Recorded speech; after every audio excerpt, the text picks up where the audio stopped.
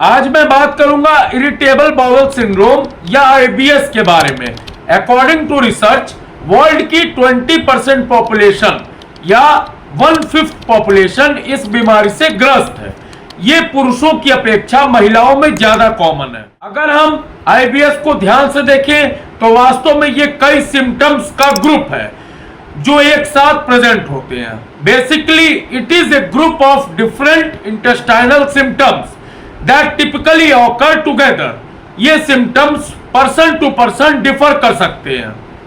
अब अगर हम इसकी सीरियसनेस की बात करें तो ये हमारी इंटेस्टाइन को डैमेज नहीं करता है। It is absolutely benign condition, means ये कैंसर के रिस्क को नहीं बढ़ाता है, बट ये बात बिल्कुल सही है कि ये क्वालिटी ऑफ लाइफ को बहुत ज्यादा डिस्टर्ब कर देता है।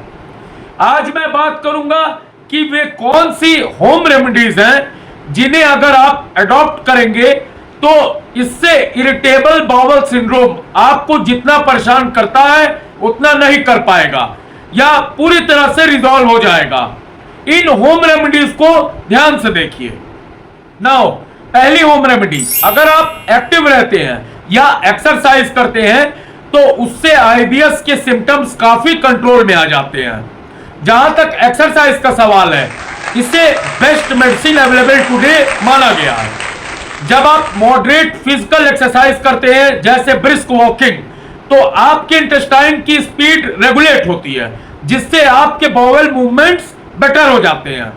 मॉडरेट एक्सरसाइज करने से आईबीएस का पेन या पेट में मरोड़ कम हो जाती है, क्योंकि एक्सरसाइज में आपकी बॉडी का सर्कुलेशन बढ़ता है, तो इंटेस्टाइन का सर्कुलेशन बढ़ता है जिससे मेटाबॉलिज्म बढ़ता है, जिससे आपको ब्लोटिंग या पेट फूलने की समस्या से छुटकारा मिलता है। आपके स्ट्रेस का लेवल कम हो जाता है एंड जैसा कि आप जानते हैं कि स्ट्रेस सबसे ज्यादा ट्रिगर करता है आईबीएस को। अगर आप रेगुलर एक्सरसाइज करते हैं तो आपकी स्लीप बेटर होती है जिससे आईबीएस का ट्रिगर कम हो जाता है। अगर आप अपनी डाइट को ध्यान से देखें तो उन चीजों को बढ़ाने की जरूरत है जो आपके आईबीएस के सिम्टम्स को कम करती है। आपको अपनी डाइट में फाइबर्स को बढ़ाने की जरूरत है। जब आप हाई फाइबर डाइट लेते हैं तो उससे आपका डाइजेशन इंप्रूव होता है, आपको गुड बैक्टीरिया मिलते हैं। नाउ आपको फाइबर कहां से मिलेगा? जब आप होल ग्रेन्स खाते हैं उनमें भरपूर मात्रा में फाइबर होता है। चाहे आप दलिया खाएं, ओट्स खाएं, चाहे ब्राउन राइस खाएं, इन सब में फाइबर ठीक मात्रा में मिलता है। आप नट्स खा सकते हैं, सीड्स खा सकते हैं। इसके अलावा फ्रूट्स एंड वेजिटेबल्स में भी फाइबर्स होते हैं। इसके अलावा प्रोबायोटिक से भी आपको काफी हेल्प मिलेगी। सप्लीमेंट्स के अलावा अगर आप इसे डाइट में लेते हैं तो दे आर ऑलवेज बेटर। इसके लिए आप योगर्ट या दही ले सकते हैं।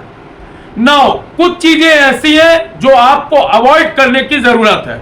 ये ट्रिगर फूड हैं, ये ट्रिगर फूड की कैटेगरी में आते हैं। अगर आप डेयरी प्रोडक्ट्स ज्यादा लेते हैं, जैसे आप दूध पीते हैं, रबड़ी खाते हैं, मलाई खाते हैं, खोया खाते हैं, इन सब में एक्चुअली लैक्टोज की मात्रा बहुत ज्यादा होती है।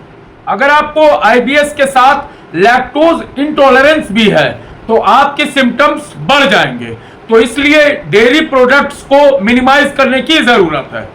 जो क्रूसीफेरस वेजिटेबल्स होते हैं जैसे पत्ता गोभी, बंद गोभी, ये गैस एंड ब्लोटिंग दोनों को बढ़ाते हैं। जो बीन्स या लेग्यूम्स खाते हैं इनके साथ भी प्रॉब्लम यह है कि ये गैस एंड ब्लोटिंग को बढ़ाते हैं। इसके अलावा जो फ्राइड फूड्स हैं जैसे समोसा, पकौड़ी या कचौड़ी, इन सब से बचने की आवश्यकता है। जो शुगर फ्री स्वीटनर का आप इस्तेमाल करते हैं ये भी आईबीएस के सिम्टम्स को बढ़ाते हैं। कैफिनेटेड ड्रिंक्स एंड अल्कोहल भी अवॉइड करने की जरूरत है। नाउ थर्ड वन, नाउ जहां तक स्लीप का सवाल है, अकॉर्डिंग टू रिसर्च अगर आप सर्कैडियन रिदम फॉलो करते हैं तो आपके बॉडी फंक्शंस इंप्रूव होते हैं, आपका इम्यून सिस्टम बेटर होता है जिससे आईबीएस के सिम्टम्स सप्रेस हो जाते हैं। तो इसलिए enough sleep is very important.